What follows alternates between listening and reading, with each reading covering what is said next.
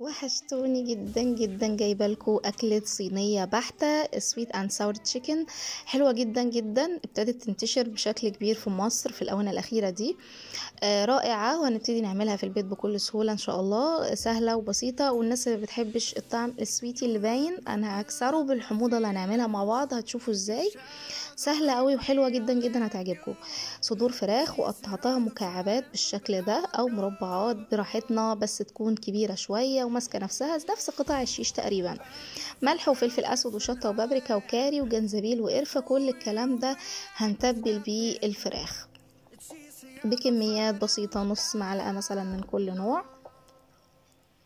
وما يشترطش فراخ تكون كتيرة. انا عملت والله يا جماعة، انا عملت ربع كيلو فراخ فقط. تخيلوا الكمية، وهتشوفوا في الاخر الكمية اللي ما حصلتش. حطيت صويا صوص غامق حوالي معلقة صغيرة، وفي التلاجة لمدة ربع ساعة. جبت الخضار من عند الخضارجي، وبصوا قطعتها ازاي، وجبت الالوان كلها اللي ما تتخيلوها لميتها من السوق وقطعتها بالشكل الجميل اللي انتوا شايفينه ده، جوليان وشرايط وقطع مربعات براحتي. انا اشكل وانوع براحتي في الخضار.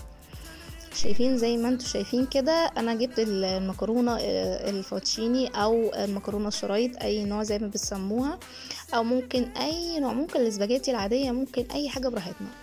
هنا انا تبلت الفراخ بتاعتي بدقيق وبيض وبقسماط بالظبط كده، بكل سهوله هتتبل معايا.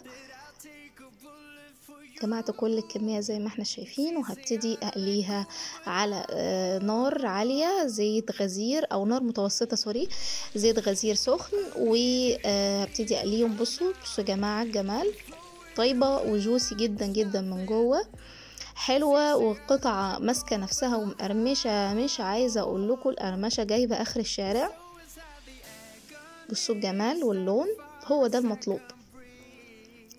في طاسة انا هجيب البصل بتاعي، وابتدي اول ما تطلع ريحته احط على طول قطع الجزر اللي انا قطعتها بالشكل القمر ده، واسيبها بس 5 دقايق على النار، وابتدي احط كل الخضار بتاعي اللي قطعته بالشكل ده، وهقسمه نص وتلات ارباع، قصدي ربع وتلات ارباع سوري. بصوا هنا جبت نص كوب من المية، ولو مية سلق المكرونة مفيش مشكلة، وعليهم معلقتين من النشا، معلقتين صغيرين من النشا، نص فنجان من الصويا صوص، نركز في الصوص ده يا جماعة، نص فنجان من العسل الأسود، نص فنجان من الخل، واخر حاجة نص فنجان من الكاتشب. ونقلب وندمج كل الكلام ده مع بعض. جماعة الصوص ده مهم جدا جدا جدا، لازم نعرفه، ما ننساش منه اي حاجة، هو اللي هيظبط الدنيا كلها.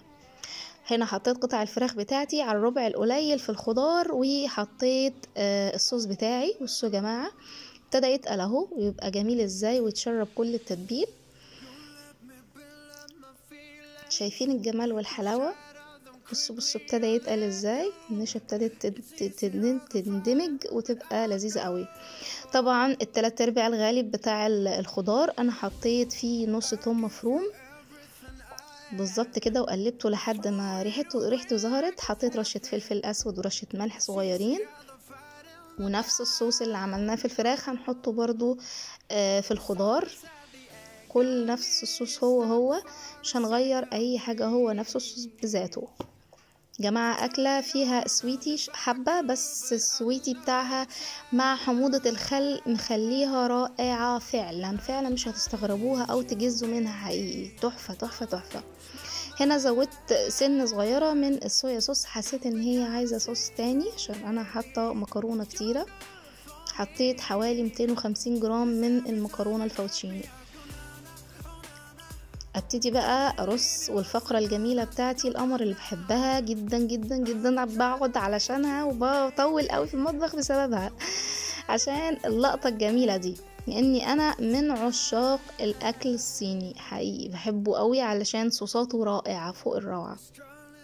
بصوا يا جماعة، بصوا الحلويات، لكم ان تتخيلوا طعم المكرونة عامل ازاي ولا الفراخ، ودمجت كمان ده على ده وانا باكل يا نهاري. بصوا انا اقدر احطهم على بعض، واقدر كمان ابعدهم عن بعض بس انا اولادي عشان ما بيحبوش الصوص تقيل، فانا بحاول افصل الاتنين عن بعض عشان كمان ابين لكم سوى الفراخ. بصوا جوسي وطريه جدا ومتشبعه بالصوص وتحفه تحفه تحفه فوق الوصف. جربوها، حاجه كده سويتي على حادق، حلوه قوي قوي قوي قوي. يا رب تعجبكم، يا رب تنال اعجابكم. بحبكم جدا جدا، اتمنى الاشتراك، ما تنسونيش في اللايك سبسكرايب. بحبكم قوي.